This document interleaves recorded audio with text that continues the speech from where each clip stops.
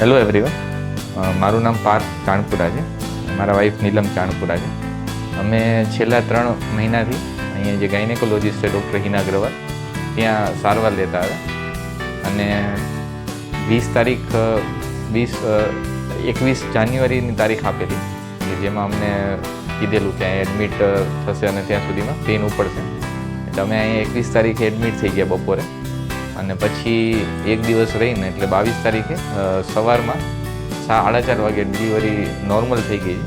અને અહીંયાનો સ્ટાફ અમને એવો અનુભવ રહ્યો છે કે જેટલું બની શકે એટલું પોતાના ઘર જેવું અહેસાસ કરાવે છે. કોઈ બહારથી તમારે જરૂર નથી, કોઈ રિલેટિવ્સ ન હોય તો પણ તમારી ડિલિવરી બહુ સારી રીતે થઈ શકે છે અહીંયા.